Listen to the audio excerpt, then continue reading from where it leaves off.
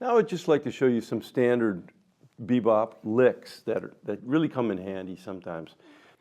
You know, having a cliche or two or a lick here and there in your back pocket so that you can, you know, use them when you're playing through progression is not a bad thing.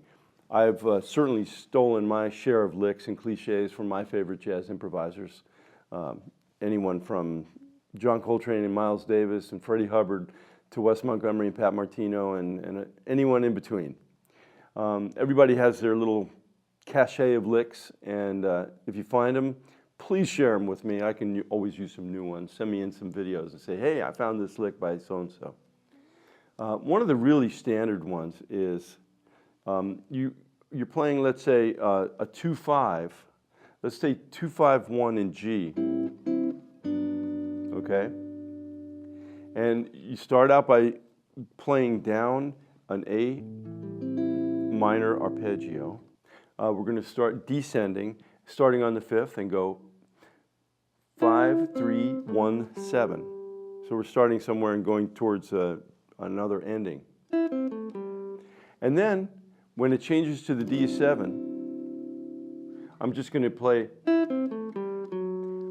go right to the 3rd of that chord. So it's going from the 7th of the minor 7 chord, the 2 minor 7 chord, to the 3rd of the dominant 7 chord in the 2-5. Okay? Now, that's a little cadence right there. So listen to that, right? And I'm going to play now a kind of diatonic version of this lick. Okay? Now what I did was, I jumped from the 3rd on the 5 chord up to the 9th of that chord.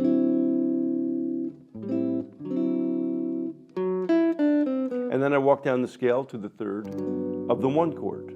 And it really outlines the change. You can really hear that that movement just by the line alone. Right? Now, let's say I want to start a step higher than that. I want to go 3, 5, 7 of 2.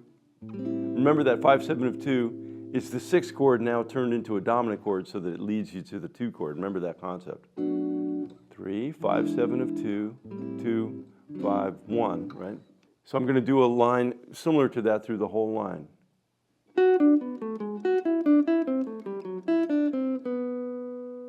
Basically, I did the same thing a whole step above and then did it where I had originally done it on the 2-5.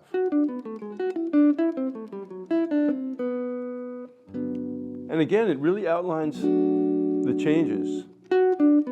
Resolve to the E7, A minor, resolve to the D7, and then a nice little line, scale line going down to the 3rd of the 1 chord.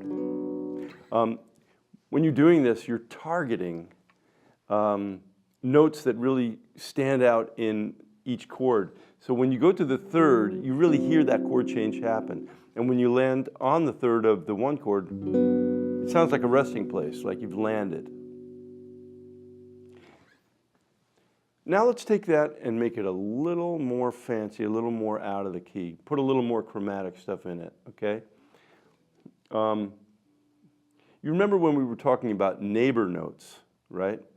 I told you you could just have a neighbor note below, above, right? Above and below. And I even said you could have it 2 below and 2 above. We did a whole play-along exercise on that.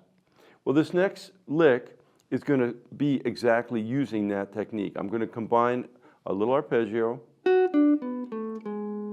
the same one that we used before. And then, to get to the beginning of the next chord arpeggio, which is the A minor. So I start on B minor, and I did it exactly the same way that I did it before. The next one is going to be, to connect them, I'm going to do a little chromatic surrounding of the first note of the next arpeggio. Watch this. To get to the to the first note of the A minor 7 arpeggio descending, I'm going to surround it. I start a half step above the first note, a whole step below, and then a chromatic step below, and then I land on the note. I'm going to do that real slow.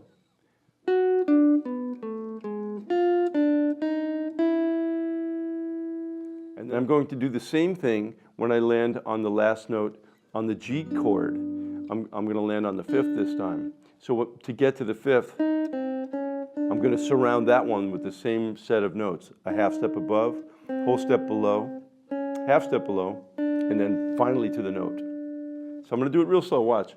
Resolve to the E7. Surround the note you're going to begin the next phrase. And surround the last note.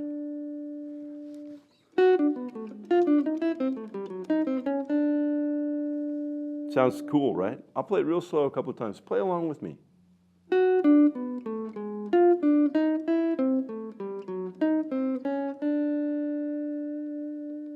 You can really hear those changes go by when you do that, right?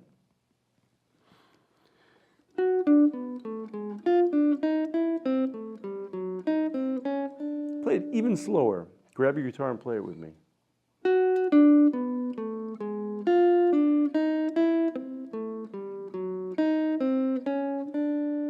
I love that. I love the way that sounds. So those are a couple of bop licks that you can start to work with. You can then take that concept and use it in different places. Remember to play it in different fingerings, you know. You can do it up the octave. Right? And you can do it in different positions. As many different places as you can find it. So that's a couple of bebop licks. I'll try to add some more as we increase the curriculum. And send me yours. I want to hear what you have too.